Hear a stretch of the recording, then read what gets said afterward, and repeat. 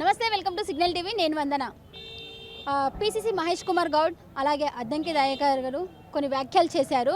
నిజంగానే క్షుద్ర పూజలు చేస్తే వర్షాలు రావా? వీటి మీద మనము పబ్లిక్ ఒపీనియన్ తెలుసుకుందాం. సార్, నిజంగానే క్షుద్ర పూజలు చేయడం వల్ల వర్షాలు రావా? అలాంటిది ఏం లేదు. నేచర్ను ఆపే శక్తి ఏ క్షుద్ర పూజకు లేదు.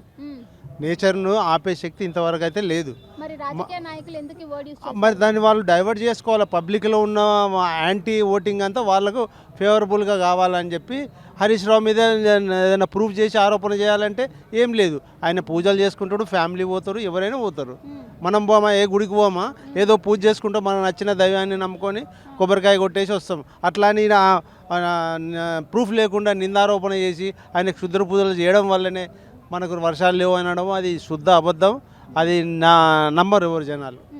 టాపిక్ని డైవర్ట్ చేసి పబ్లిక్లో యాంటీగా ఉంది. ఆల్రెడీ 68% యాంటీగా ఉంది ప్రజెంట్ ఉన్న గవర్నమెంట్కి. నిన్నటి వరకు నిన్న వాళ్ళు న్యూస్లో చెప్పిన దాన్ని బట్టి చూస్తే 68% యాంటీ ఉంది. యాజ్ అండ్ ఈరోజు 24 అవర్స్ లోపల కానీ ఈ 2-3 రోజుల లోపల కానీ ఒకవేళ ఎలక్షన్ రన్ వస్తే 65 సీట్లు వాళ్ళకు పోయిన ప్రీవియస్ గవర్నమెంట్కు గెయిన్ చేసుకునే ఛాన్స్ ఉంది. అంతే తప్ప ఆరోపణలు చేసి ఏదో ఆయనకున్న ఇమేజ్ని గ్రాఫ్ని డౌన్ చేయాలని వీళ్ళు తప్ప వీళ్ళకు ఒక కామెంట్ ఉండాలి. ఎవరికి? మన రూలింగ్ గవర్నమెంట్కి. ఆయన మీద ఏం చేయలేకపోతుండ్రు. ఆయన ఆ మధ్యన కొద్ది రోజుల క్రితం ఏమన్నారు, 20 ఎకరాల ఫామ్ హౌస్ ఎట్లా వచ్చిందని కూడా అన్నారు. దానికి ఏం ప్రూఫ్ చేయలేకపోయినారు. ఆయన ఎవరికి స్పందించలే. దీనికి ఏం స్పందిస్తాడు? అయినా లేదు. అలాంటిది అయితే మాకు తెలిసిన వరకు అయితే ఏం లేదు. సార్, ఎల్నీలో వల్ల వర్షాలే లేవన్నారు. రైతులందరూ వరణదొడికి పూజ చేయడము, అందరూ వేడుకోవడం వల్ల వర్షాలు పడుతున్నాయి అని చాలా మంది నమ్ముతున్నారు. ఇప్పుడు వర్షాలు పడడం కూడా మనం చూస్తున్నాము.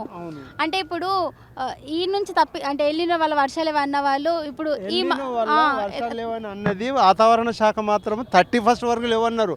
అన్న 3 రోజులకే రెయిన్ పడ్డది సిటీలో, కొన్ని ప్లేసెస్లో, అంతటా కాదు. కొన్ని డిస్ట్రిక్ట్లో పడ్డది, కొన్ని డిస్ట్రిక్ట్లో ఎల్లో అలర్ట్ అనౌన్స్ చేసిండ్రు. ఇప్పుడు 3 రోజుల నుంచి పడుతూనే ఉన్నది. మళ్ళీ ఇంకా 2 days కూడా ఉంది. ఎల్నినో ఎఫెక్ట్ అయితే ఉంది. మనకు రెయిన్ సీజన్లో ఉండే వాతావరణం అయితే లేదు.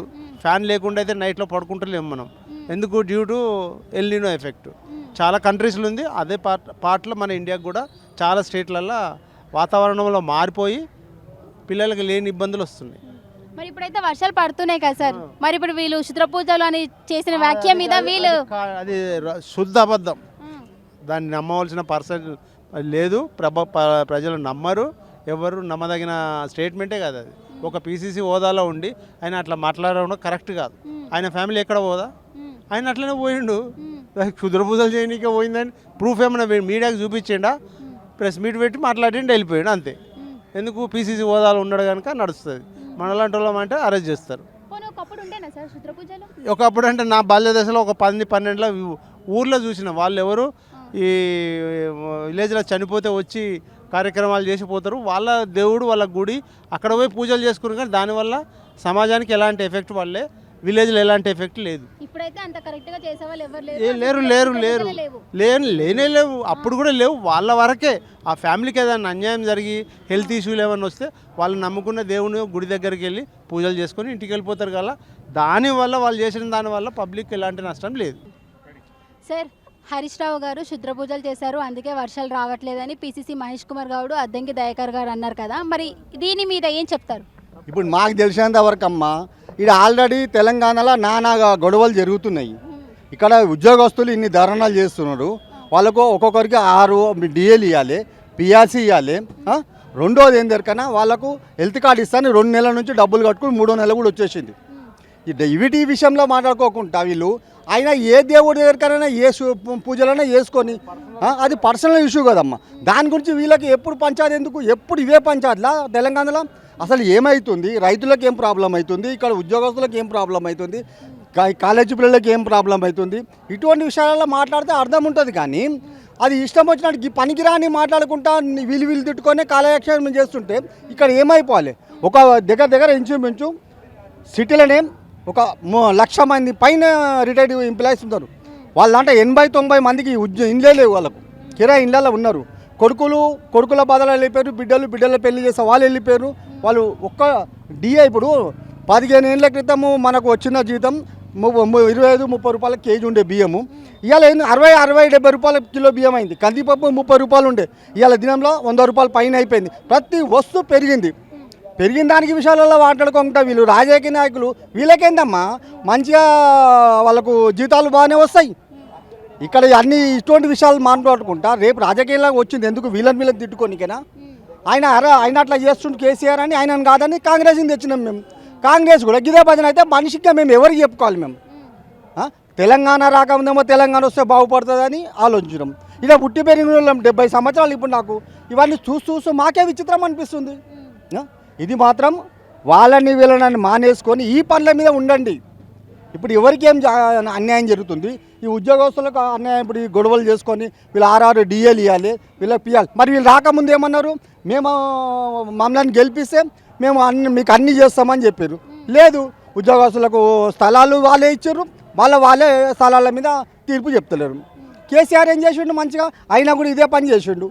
ఇక అంతా ఉద్యోగస్తులని ఆయన ఏడిపిస్తుండనే రేవంత్ కాంగ్రెస్ని తెచ్చినాం మేము. సార్ నిజంగానే క్షుద్ర పూజలు ఉన్నాయా? అవన్నీ వేస్ట్ మేడం. వర్షాలు వచ్చేటంటే వస్తుంది. ప్రకృతిని దాన్ని ఎవరు ఆపలేరు. వచ్చేది ఉంటే ఎట్లా వస్తుంది? ఇవాళ వర్షం వస్తా అనుకుంటాం మనం, వచ్చేస్తుంది పోతుంది అంతే.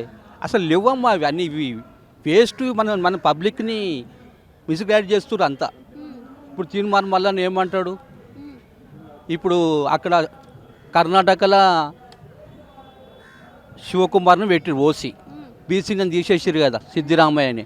ఇక్కడ కూడా ఈయనని మహేష్ కుమార్ గౌడ్ని సీఎం చేయాలి, అప్పుడు మనకు మంచిగా ఉంటుంది అని అంటారు. అన్న నిజంగానే క్షుద్ర పూజలకి వర్షాలు పడవా? ఈ క్షుద్ర పూజలకు వర్షాలకు దేనికి సంబంధం లేదు. మనం కష్టం చేయకుండానే ఫలితం రావాలంటే రాదు. ఇవన్నీ కొన్ని మూఢనమ్మకాలు కొన్ని ఉండొచ్చు, కానీ దానికి దీనికి లింక్ పెట్టడం అనేది తప్పు. ఇది వాళ్ళ వ్యక్తిగత విషయాలకు పోవడం అనేది పార్టీ పరంగా విమర్శించుకోవచ్చు, కానీ వ్యక్తిగతంగా విమర్శించడం అనేది తప్పు. ఎవరినేమైనా అది క్షుద్ర పూజలు ఉన్నాయా లేవా? ఇప్పుడు కొందరు గుడికి పోతారు, కొందరు చర్చి పోతారు, కొందరు మసీదు పోతారు. ఎవరికి నచ్చిన దానికి దేవుడు ఒక్కడే, కానీ ఎవరి సంప్రదాయాన్ని వాళ్ళు పోతూ ఉంటారు, వస్తూ ఉంటారు. అది పూజలు అనేది అది సహజము. కొన్నిగా అది ఉంటే ఉన్నదన్నట్టు, లేకపోతే లేదన్నట్టు, అంతవరకే. అంటే ఒక రాజకీయ నాయకులు ఇలా క్షుద్ర పూజల గురించి మాట్లాడుతుంటే పబ్లిక్ ఏమనుకుంటారు వీటి మీద? పబ్లిక్ ఇవాళ రేపు తెలివి కల్లోళ్ళు. పబ్లిక్ తప్పుగా ఆలోచించే విధానం అనేది లేదు.